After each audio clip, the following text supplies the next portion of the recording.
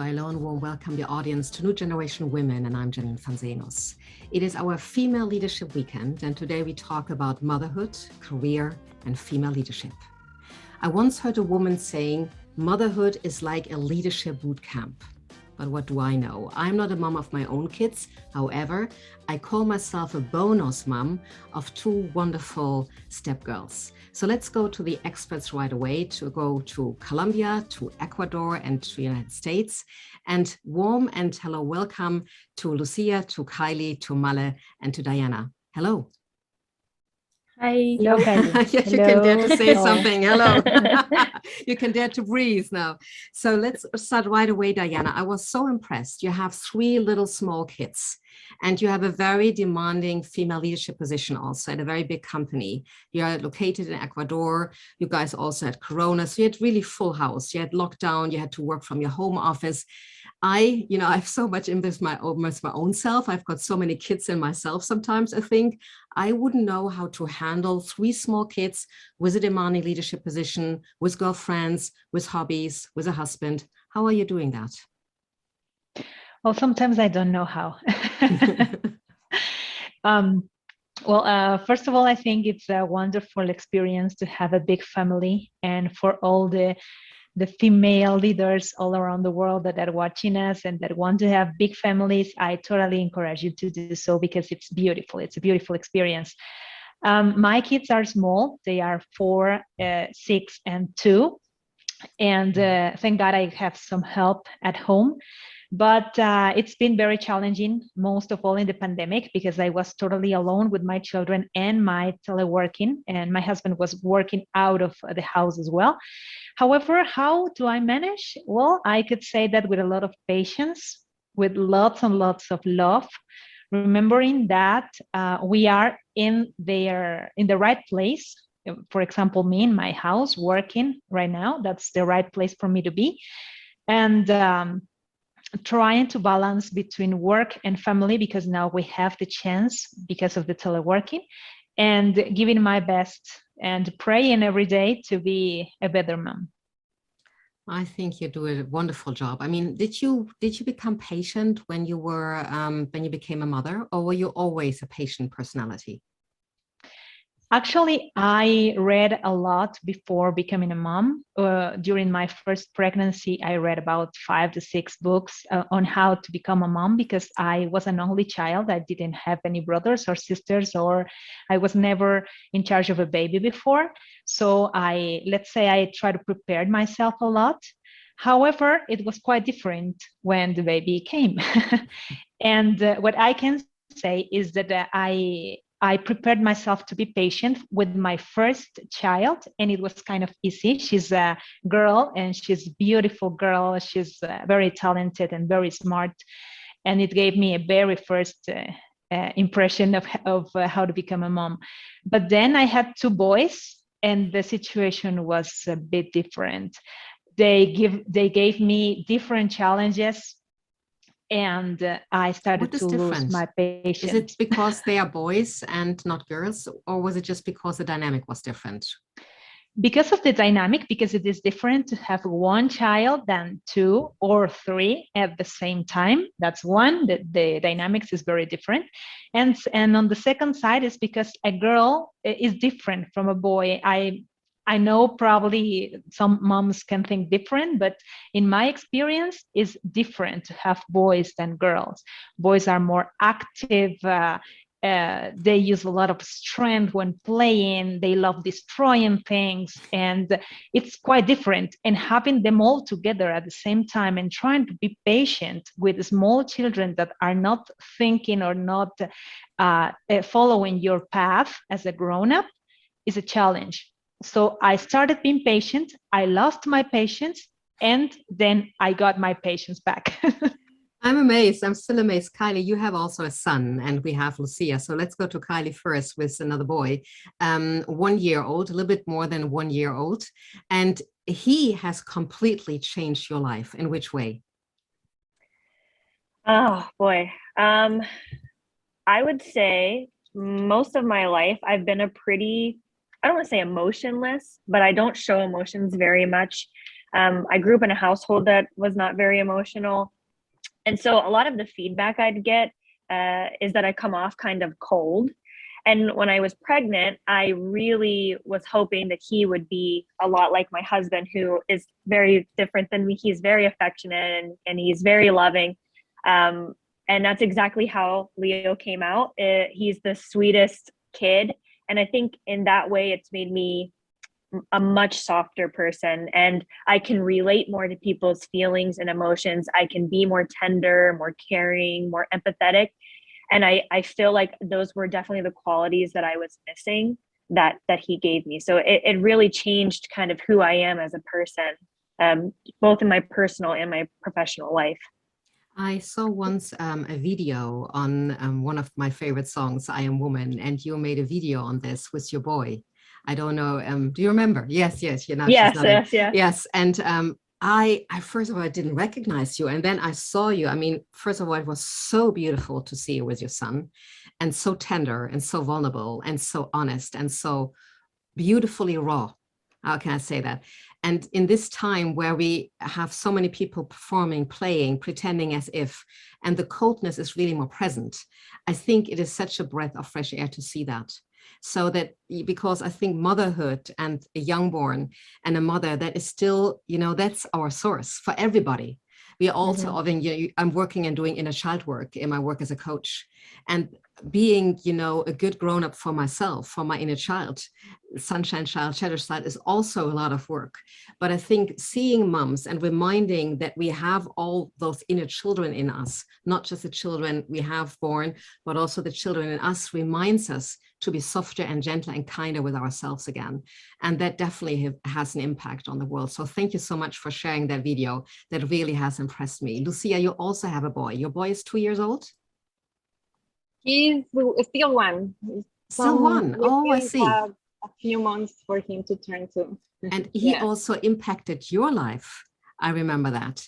How did you turn out as a mom? How did you change as a woman, suddenly being a mom? Oh, it was huge change for me. To be honest, I was not that, or I thought I was not a mom material. Before I have my baby, I always used to think, is this really something that I want? I used to speak with my husband, like, are we really ready for this? Is this something that we want in our lives? So it took me a while since I got married to plan for our baby. But at the end, it's something that I think is the most wonderful experience that I have ever had. And I have had a lot of wonderful experiences, but he's definitely the light of my life right now. He also changed me in a very positive way. Maybe I can say something similar to Kaylee. I also like, I don't know if I can say like a strong person, but I'm also not, it's not that easy for me to show feelings as well. Also, I'm not patient at all. I think I'm still not patient. But with him, whenever I'm around him, I change completely. He makes me a softer person. I'm super patient with him. I'm very playful with him, something that I was not even with myself before I had him. So also, I believe that he has come out of myself a lot of really nice things, feelings, emotions that I never thought that they were possible in me before this. I always say to him, like, I never imagined loving so much someone before I had him. So I can partly relate because I have got 2 stepchildren, and they came in when the youngest was 11 and the older was 14. So they were already pretty, pretty average and mature. And sometimes from the outside, I can see some parenthood different. I would say, don't let your children, let your girls play with you. Like with my sweetheart, they would always play with him. So they would always get what they asked for. And I would say it from the outside. I would think, don't let yourself be, treated with your girls like this because they take advantage of you. And boy, when they the minute they come to me, I'm a different person. I give them everything. I mean, if they are right away on my WhatsApp, even if I have no time, if I'm totally stressed, I will look at my WhatsApp no matter what, and I will immediately respond. Or now our youngest, she's going to travel around the world. I sit there all the time and look for stuff. And then she came, and then my partner said, and she didn't prepare. And she said, oh, my dad will not like this very much. I said, no, it's not your dad, it's me. It's really me. And can we prepare for that? So it's strange, but I thought like, boy, if I would have been a mom, that would have been so worse. Like you get so protective and you jump all the time. And that was so sweet. Male, you have a beautiful, beautiful story. It was very special, and you're laughing. You have a little baby girl, the youngest. 6 months ago, that's when we met. So do you want to tell the story? Yes, sure. So yeah, the day we started this program, I was actually going to labor. So I was at the hospital at that time, getting contractions, starting to feel all this pain that I never knew about it before. Of course, it's my first child.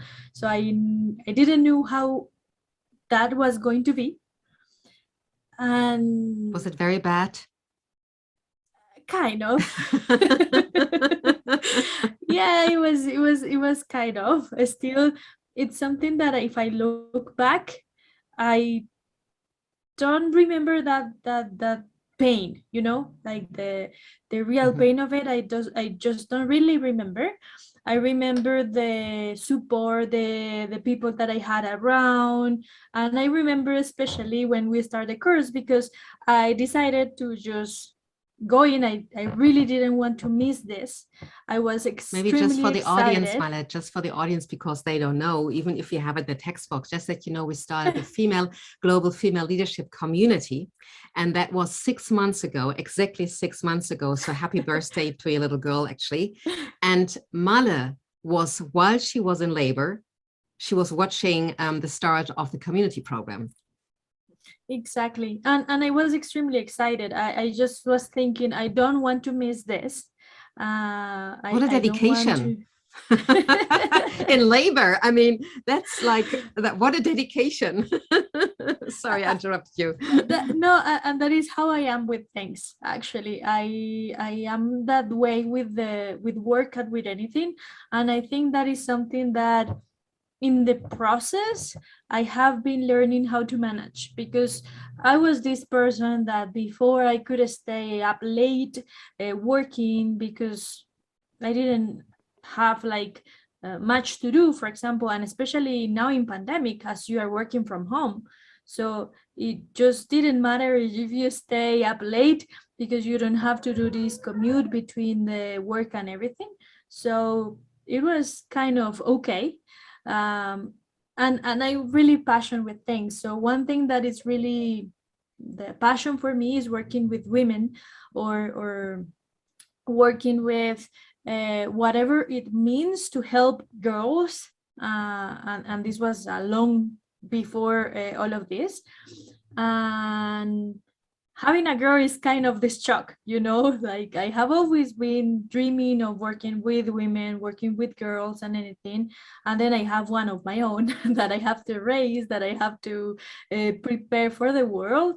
So it's something kind of interesting, if I could say, scary as well, because I want her to be like this, like with the same passion, and also to be good for the world, and also not to be heated by the work, because we know it's not easy in everyone, in everywhere for girls, or for women in general.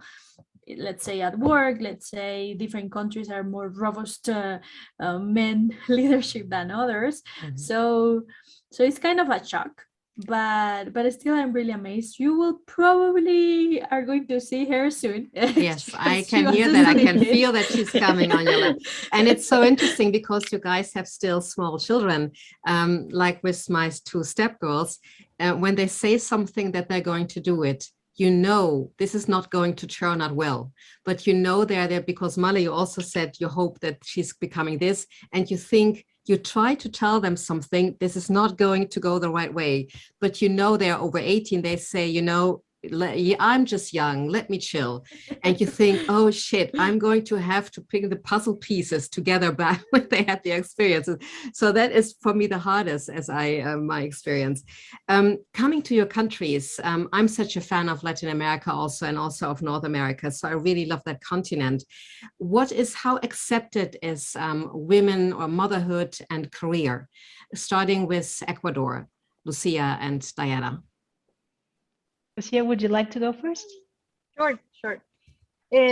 I can say that in general in Ecuador, Latin America is something that sometimes is even expected from women. Of course, it's a personal decision, but I think in the work environment, everybody is used to having working moms around us, so that has never been an issue. And to be honest, I think with the pandemic, actually it has helped a lot to bring more reality to motherhood. Before, even though we knew that we had some mothers around the office, it was something that maybe was separate from the working space. But now I love that everybody understands if your baby is around you, if you have some noise. For women, sometimes I have to say, you know, I will call you back because I hear a huge scream from my baby that is close to me. So, and people is actually very, and they understand a lot that they say, yes, go ahead. Then later you call me. I also think that mothers like Diana, for example, that have 3 kids and they bring reality to their work. For example, in some meetings, she also say, you know, today the help that normally is at home is not here. So I will be here in the meeting, but you will hear the noise of my kids. And I think that's great because it brings this motherhood as being part of our work, as being part of our lives. And that's great. Is it accepted at your, I have to admit that I once had, but she never, you know, there is parenthood and parenthood, and you, as moms, you might just say, oh, Janine, that doesn't go. But I remember she was my partner at work and we had the CEO and a call, and it was a very, very important meeting. And she had her son who was just 1 year old, and he was playing and discovered something where he would just hit something all the time during the meeting. And, you know, you cannot really say something to a mother, but my nerves were blank because it was a very important project that we were talking about that I could have lost. And she didn't care. Her son just said, is this something, as moms, would you have tolerated that if you would have heard that? My blood was cooking. I mean, I could have screamed, but I didn't know what to say. And I had to contain my manners and everything. How would you have reacted, Kylie? Would that have been difficult for you too? If it was before I had my son, probably. But now, yeah, just like they were saying, it's fairly normal, especially in my work environment, to have the background noise of other people's children or pets or whatever else is going on in their home, to say, I'm home with Leo today, he's sick. And so if he's really fussy, I'm just going to keep myself muted. Actually, one time I had to lead a really important meeting, but I had my son home with me, and I just called my boss and said, I can be on the meeting, but I need to be muted. Can you lead the meeting? And he is like, absolutely. So I think it's pretty accepted. But if you had asked me a year ago, before I had my son, yeah, I would have been pretty annoyed. I don't know if I would have addressed it, but I definitely would have been agitated.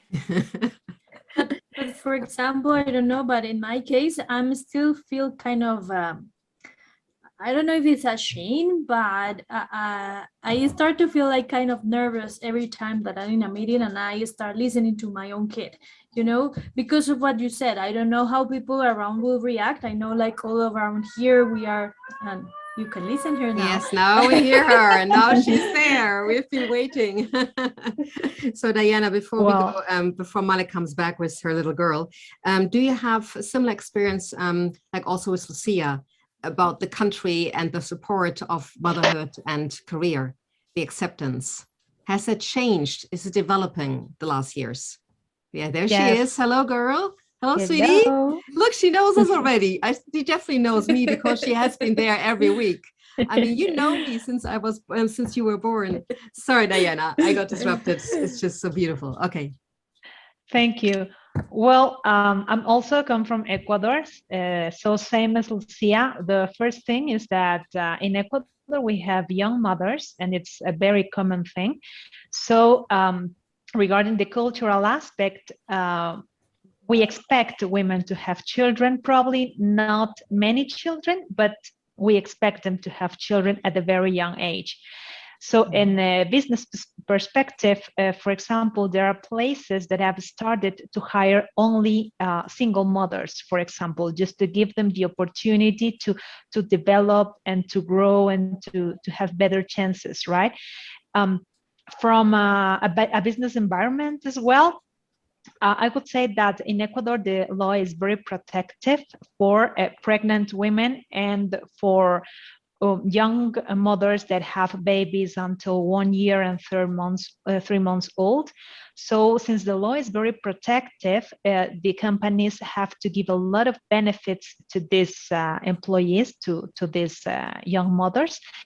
And that is why sometimes it is a challenge to become a mom or to plan to have your children, because you might expect your company to worry about all the benefits that you will have during your maternity leave, and that might or might not affect your career. It will always depend. But in my personal experience, I had the challenge. I had the frustration of not knowing what was going to happen with me, but I received a beautiful experience from the company I worked for, because they were always very supportive in my 3 pregnancies that were together in a row. I planned to have 3 children with a 2-year difference between one and another. And thank God I could do it. I could manage it. And from a company perspective, I did have opportunities to grow up, to have promotions, and to develop myself while I was having my children. I mean, you guys are really exceptional, and I'm not saying this as a compliment. I say this as a fact because I also see women here, especially in my surrounding in Germany, who are very stressed. I mean, you always, Diana, you always look like from freshly, I saw you, Lucia, from an anti-aging farm. You always look totally well released. I mean, I don't know how you do it. Mala, you are like sunshine, and also Kylie, you're so balanced. So I see very different women, especially when they have work and small children. So that's really a gift. Lucia, you wanted to add something? Yes, I want. You don't have to raise your hand. Just just jump in. Sweet. Yes, I wanted to add that related to your questions, that I believe why it's so important to have this diversity and more moms, females, and not just in terms of females or moms, but in general diversity into all the positions in business, because then we can put in the shoes of the other people. Like, for example, what Kylie was saying, that before being a mom, even though I'm a feminist, I'm all the time trying to support women, there were still some things that I wouldn't understand until I become a mom. So, or for example, in the company, I knew that there were a lot of laws, a lot of standards and things that protect motherhood, but it's not until you see something or you see someone actually in that position handling the things and actually making that a standard or that law a reality, that is like you feel more comfortable because you have someone that you can relate to. Mm-hmm. So that's why it's so critical in all the companies to have this diversity, so all the people can relate to the issues, we can have common things, and that's very, very there are important. lots of thoughts around how can we bring more women into the companies, what can we do when they have children. In Germany, in the businesses at least, I know that lots of women who got children didn't come back. And then I know that one of the top managers, she came to me and said, where are the women? Why are they not coming back? And I think that many women I know, they just saw this as an exit to not, they didn't like the job so much before, or they didn't like the promotion. They said the framework is not the one that I want to have. I feel lonely there. And now I have my child. I have very different feelings. So what is it for? So I think also the framework and the passion for the company and the passion and the belongingness. We have a very good talk show with your fellows on Sunday, and we talked about human connection, how important that is to feel connected, to belong. And that, of course, is also part of motherhood. Kylie, how does it look in the United States? I would assume that United States is very developed. We also talked, and you said something that was so intriguing to me, because we were talking about women supporting women, and there's still room for improvement. In this case, we got better. And you said, my experience was that I was more supported even by men, and I didn't expect that, than by women. Can you share your story? Yeah, so before I had Leo, and you'll see it in the masterpiece presentation as well, I tell the story that I've always wanted to be a mom. That has been so strong with me since I was a little kid. I've worked in childcare pretty much my entire life. So wanting a baby, hands down, was like my goal, Mm-hmm. But I also grew up in a pretty poor area and had to work really hard to get to where I'm at today. So my career was also equally very important for me. And this idea of losing my career and also the want and need to have a child, it was really conflicting. And I had this perception that once I had the baby, people would see me differently. Even during my pregnancy, for a lot of it, I tried to hide it at first at work, because I just didn't want people to see me as a pregnant woman. Like I just didn't think that they would treat me the same. But actually people were really, really kind to me throughout my whole pregnancy. My work was very accommodating. Hey, if you're tired, please stay home. You don't have to come to the office. Wow. If you need to rest, work when you can. We're fine with it. And then when I came back from maternity leave, this is where most of the fear was coming from, was how am I going to balance this? And what are people going to think about as a young mom? Am I done for? Am I done?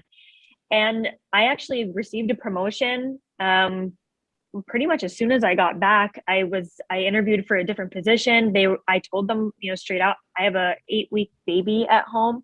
And they were like, that's great. So they put me in the position anyway. Wow. So I felt that even my boss is a male, and he raised 3 children on his own. Oh, wow. And he has been a huge supporter. He has been so kind, so patient, so understanding. I have no guilt or anything when I have to call him and say, hey, I can't come in today. I'm home with Leo, or I have a doctor's appointment. He's super supportive. And that's my entire group has been that way. Yeah. Wow. That's a blessing. I mean, that's very encouraging, and B, that's a role model example. I think lots of women would die for that. I mean, desire that so badly. That's great. I think that's really great to know. And I'm so much about highlighting the positive stories, so that we know, even if everything what's happening right now in the world and in the news, we are just seeing all the time the negative stuff that's going on. I find it so important that in the little corners of the world, there are islands where things are happening that are supportive and that boost human development and humanity, because this is definitely that mothers love to be mothers and become mothers is so important for humanity, and still have a job. So thank you so much for sharing that. I will comment just quickly. Yes. Not all of the organization is like this. There is a ton of room for improvement. Just as one example, right before I came back from maternity leave, I did apply for a different position, and it was with this one department, and the phone call was actually, this is a very busy position. So if you're trying to start a family, this is not for you. Mm-hmm. And meanwhile, my newborn is in the other room with my husband. I can hear him, and I'm thinking, okay, so I'm pretending as if I don't have a child. And it sat so heavy with me after I got off the phone with him that, I didn't mention that I am a mother. And then, a week later, I had this interview for this position that I'm in now. And the director flat out was like, Kaylee's a new mom. And then everyone in the room is, I have 2 kids. I have 3 kids. I have 1 kid. And it felt so much more like connected. But parts of the organization, they are very not family friendly, I would say. So there's definitely room for improvement. Yes, and maybe you want to, edit this clip and really put it in the internet for highlighting that it's possible. And you have done a huge jump in your career. I mean, you told me I have a very good time at the moment. I'm so happy as a mom. And at the same time, I improved my career for the good of the company. I always have to say that. So this is really for the good of the company and for the development. So I really love that. Male, you also said about Colombia and the acceptance of women in work, and there it's sometimes a little bit more tricky. So how's the situation for working mothers in Colombia, apart from, yes, that is your husband coming? Yes, Yes. you're newlywed for the Okay. audience. They just had their wedding, had their honeymoon. So hello, dear husband. And now he's taking the child. So this is why you look so fresh and so happy. That we are happy to hear that. So how's the situation in Colombia? You said it's not so easy. No, actually, and I relate a lot with what Kaylee was saying. So just to mention two things. One is that we do have a lot of, and actually I just knew about it because of the conversations we had in the group. I thought like Colombia didn't have this support or something that was not enough. But then actually talking with Kaylee, I knew that Colombia had a lot of support, especially on this maternity leave. But then you have this kind of turnaround. So if we do have a long maternity leave, actually with the girls that we work with on the masterpiece, Colombia was the longest, or has the longest maternity leave, but then that becomes a burden on the companies. I'm working on a really big company that support this, and it can afford it, if we could say, but then other small companies can't. And what happens is that when you are doing hiring of people, they will try not to hire women if they are kind of this period in which they can become moms, because they know it's going to be like a really heavy on something that they have to pay their salary, and they are not working, and it's almost 5 months without working.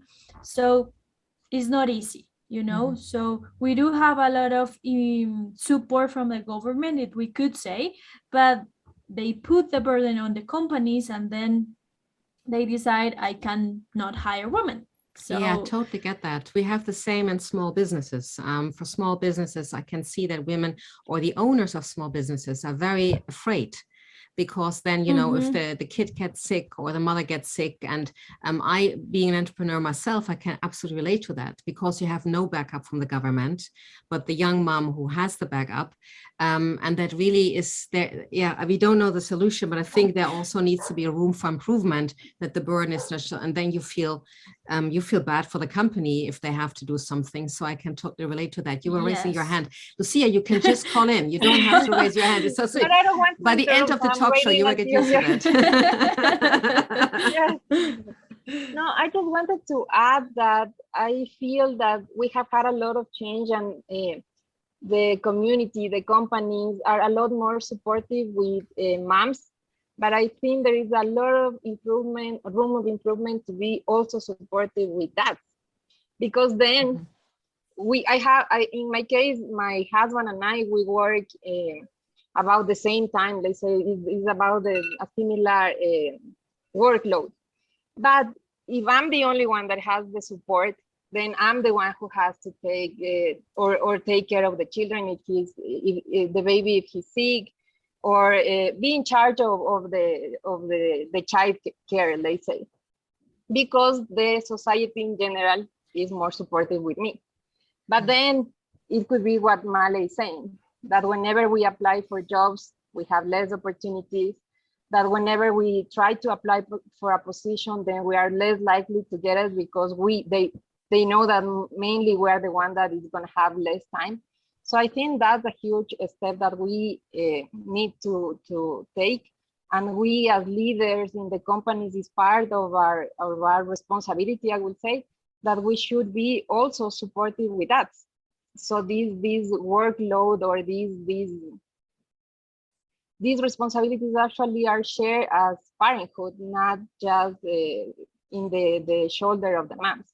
So I just wanted to add that's critical for us. And another aspect, and I heard that some things and have in still. our, Yes, please go ahead. no, Molly, you wanted in to say our something. case, that's also don't have this same support, you know. Actually, the law is increasing the paternity leave. They just have 1 week, and it's supposed to be until a month if it's possible. But it's easier to give 1 month leave than to give 5 for a company. So that happens a lot here. It's really difficult. It's really difficult for the companies.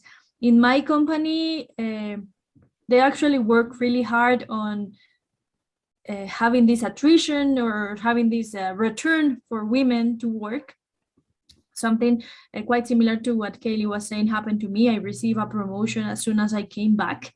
A really good one. I'm really excited about it, but it's not something that happens all around, you know. If you have your position, you leave your position, you probably will go back and it's not the same. We do have this kind of support in which women after the birth, they cannot be released from the company when they come back, at least for a year. But again, that it's also putting some more pressure on the companies. Yes, so it's hard because you don't know what is better. If we just have like 6 weeks like Kaylee has in the US, so the companies will decide if they do give you more or not, so it's more on the company, or if it's good to have this really long maternity leave in which now the company is the one that suffers. Mala, that's a good point. Let me just jump right to Kylie, because I wanted to ask you a good point of view. Kylie, how is the maternity leave at the moment in Florida? I know in New York, it was long time 6 weeks. Here in Germany, we have we have at least 9 months to a year. Sometimes women are going away for 2 years. But 6 weeks to me sounded so harsh. I know that lots of women would have said, after 6 weeks, I would die if I would have to get my baby away. How did it feel for you? Maternity leave in the United States is probably the worst maternity leave policy, especially after talking to a lot of these women on what their maternity leave looks like. We do not have the same support.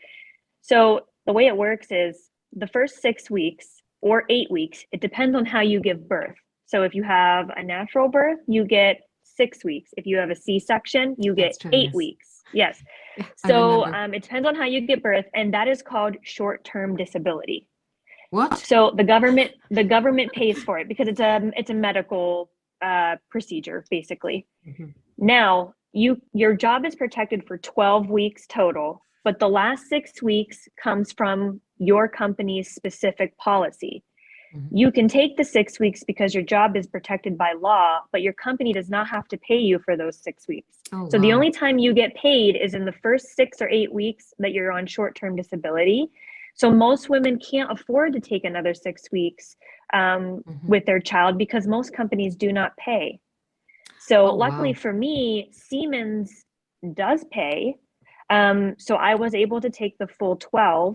And Siemens also dictates the paternity policy. There are no laws that protect the father in the United States. There's no paternity leave requirement. Siemens has 6 weeks for the father, paid paternity leave as well. So Siemens itself takes really good care of the mother and the father. But most of my friends, I have a group of 6 girlfriends. We're all very close. 5 of the 6 are stay-at-home mothers because for them, their companies did not give them enough time to take paternity or maternity leave. It wasn't paid. And they also can't afford childcare based on what they make. So it's cheaper for them to stay home. Yeah, that gives me a little bit chills because something just to add. I think we are in a different scenario right now because being in this pandemic, you do get the weeks that you have, but when you return to work, you can stay or at least in our companies still, you can stay at home, or at least like juggle between being at home and going to the office. And that is a really huge change. I was actually talking with my husband yesterday about it.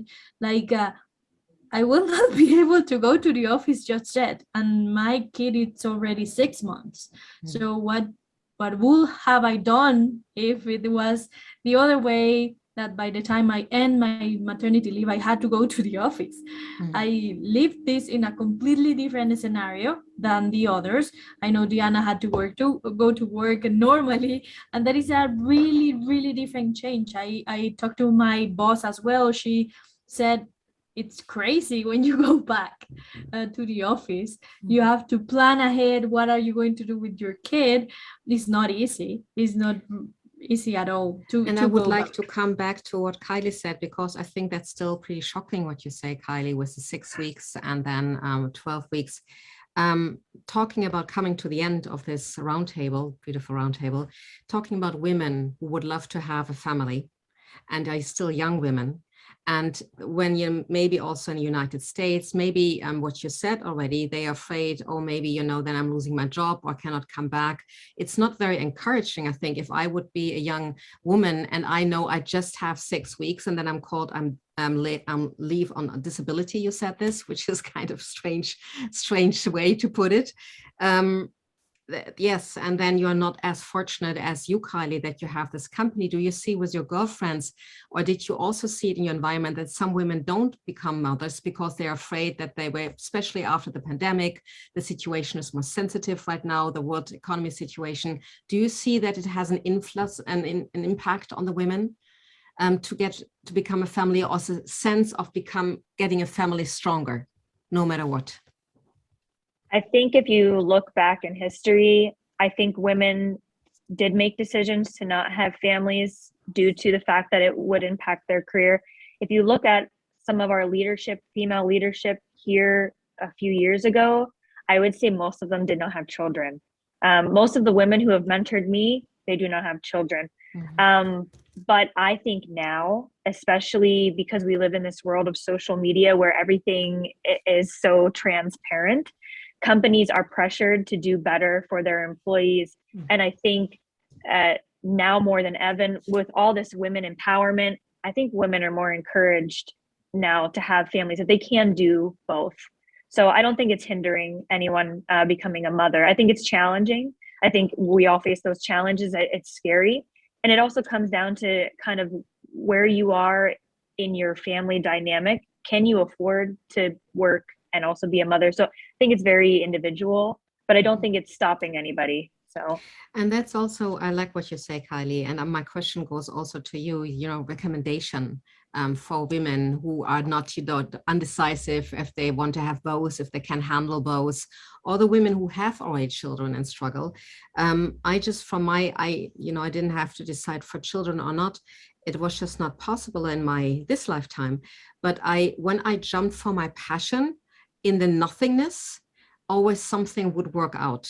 Even if I was, so afraid and it was taking a leap of faith for everything, I would just leave my job and go to something else, or I would just go to another country. There's also something that works out. I think the hardest thing and the worst thing we could do as human beings, to have a desire and not go for it. And I think if you have a desire for a child, somehow we also, and I believe that there is also a bigger force, that not just, what we can see, something is holding us or something putting us together. What would you say, Diana?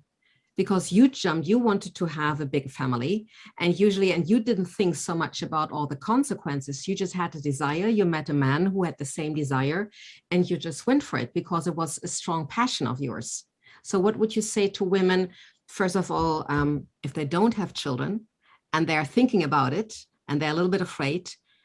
And also at the second step, what would you say to those who struggle with balance?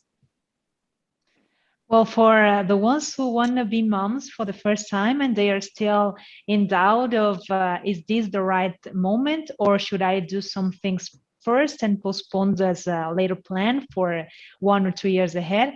My advice is that you will never have a perfect timing to be mom. It will never be a perfect timing. So in that scenario, just do it, just go for it. Because if you try to find the perfect place, the perfect moment with a lot of things done and ready for the big challenge, it might not happen that easy. So go for it. That's the first thing I want to say. Just go and have a romantic night and cuddle. So just go yes, for it. That's it. Yes. Also, if you are mothers of one child, like some of the ladies that are joining us today, and you are thinking about having a second or third or fourth child, again, just go for it, because it's wonderful. Having the first child is the hardest part. Making that decision that you already did was the hardest step ever when talking about motherhood. So if you did it already, the second one will be a piece of cake. And the third one, I love that you're saying that. I heard that because I interviewed twice 2 women, and one had 5 children and the other had 6 children. Very beautiful women. Also, they had passion for their career, and they said it becomes easier and easier because they are playing with each other. So this is a beautiful ending. I don't want to spoil that. You know, if you want to have more children, go for it. So tentatively, tenderly, may I ask in the round, are there more children planned? Is it kind of an option for you guys to have maybe a child more? Yeah. Oh, yeah. Yes, in my case, yes. Yeah. And even right now, I'm struggling a lot with the one that I had, because learning how to be a mom, I think, is the hardest thing I have ever been. Yes. Thank you so much. Thank you so much for showing up and coming, sharing your honest stories. It was beautiful to listen to you. I could just have a talk show every day. Even if I'm not a mom, I'm so interested in that. And as I said, I've got 2 stepgirls. I hope that this is a positive sign to the world. Go for more children, Diana. Don't just have the first step is always the most hardest, which I can totally understand.